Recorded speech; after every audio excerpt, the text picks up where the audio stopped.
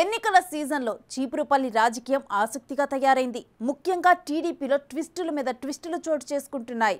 ఓ రోజు గంటా శ్రీనివాసరావు అభ్యర్థిగా వస్తారని, ఆయన రానంటున్నారని, మరోవైపు కిమిడి నాగార్జునే పోటీ చేస్తారని రకరకాల ఊహాగానాలు చెలరేగుతున్నాయి. దాంతో ఆ కీలక సెగ్మెంట్లో టీడీపీ నుంచి ఎవరు పోటీ చేస్తారన్న క్లారిటీ లేకుండా పోయింది చీపురుపల్లి వాసులకి. ఇక ముఖ్యంగా తెలుగు తమ్ముళ్లు కన్ఫ్యూజన్లో కొట్టుమిట్టలాడుతున్నారు. ఆ క్రమంలో చీపురుపల్లి అభ్యర్థిగా గంటా వస్తారన్న ప్రచారం మొదలైనప్పటి నుంచి అజ్ఞాతంలోకి వెళ్లిపోయిన కిమిడి సడన్ గా చీపురుపల్లిలో ప్రత్యక్షమవడం ప్రాధాన్యత సంతరించుకుంది.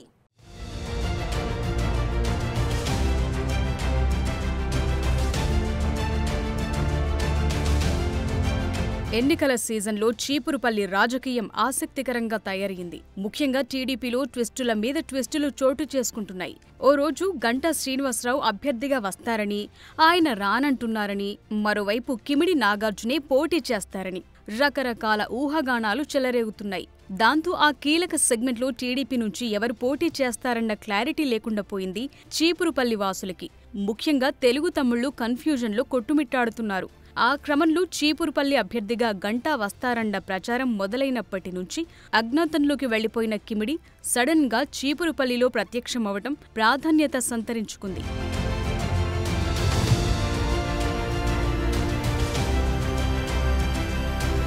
విజయనగరం జిల్లా చీపురుపల్లి నియోజకవర్గం వైసీపీ మంత్రి బొత్స సత్యనారాయణ అడ్డాగా పేరున్న ఆ సెగ్మెంట్ కొంతకాలంగా యావత్ రాష్ట్రం దృష్టిని ఆకర్షిస్తోంది. మాజీ మంత్రి గంటా శ్రీనివాసరావు చీపురుపల్లి టీడీపీ అభ్యర్థిగా వస్తారన్న ప్రచారమే అందుకు కారణం. ఎప్పుడైతే గంటా శ్రీనివాసరావు ఫోకస్ అవ్వటం మొదలుపెట్టిందో అప్పటి నుంచి చీపురుపల్లి టీడీపీ ఇన్ఛార్జిగా ఉన్న కిమిడి నాగార్జున అజ్ఞాతంలోకి వెళ్లిపోయారు. దాంతో గంటా అక్కడి నుంచి పోటీ చేయటం ఖాయమని అందరూ భావించారు. అయితే నాగార్జున సడన్ గా చీపురుపల్లిలో రీ ఎంట్రీ ఇచ్చారు. అంతేకాదు క్యాడర్తో సమావేశమై తాను ఖచ్చితంగా పోటీలో ఉంటాననే సంకేతాలిచ్చారట.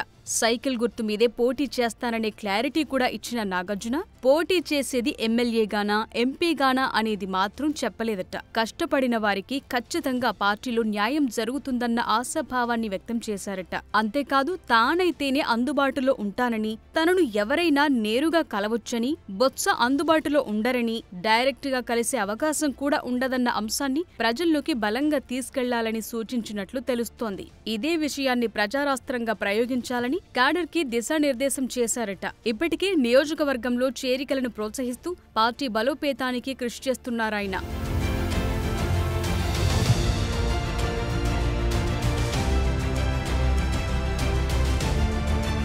అదలా ఉంటే మరోవైపు ఎన్నికల్లో ఎంతైనా ఖర్చు చేసి బొత్సాని ఓడిస్తానని, గతానికి భిన్నంగా ఎన్నికల ముందు క్యాడర్ చేజారిపోకుండా కాపాడుకునే బాధ్యత పూర్తిగా తనదేనన్న భరోసా పార్టీ అధిష్టానానికి నాగార్జున ఇచ్చినట్లు చెప్తున్నారు. 4.5 నుంచి కష్టపడుతున్నాననే సింపతి కూడా ప్రజల్లో ఉందని, తానైతేనే సరైన అభ్యర్థి అనే హింట్ కూడా ఇచ్చారనే గుసగుసలు వినిపిస్తున్నాయి. ఇప్పటికే నియోజకవర్గంలో అన్ని వర్గాలను కలిసి తనకు మద్దతివ్వాలని కోరానని, వాళ్లు కూడా యాక్సెప్ట్ చేశారని పార్టీ అధినాయకత్వం దగ్గరే చెప్పారట.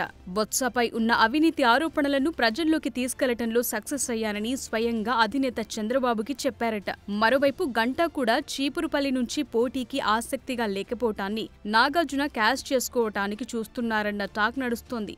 మరి నాగార్జున కోరికని అధిష్టానం పరిగణలోకి తీసుకుంటుందా, లేక గంటా నిర్ణయంపై నాగార్జున భవితవ్యం ఆధారపడి ఉంటుందా అనేది చూడాలి.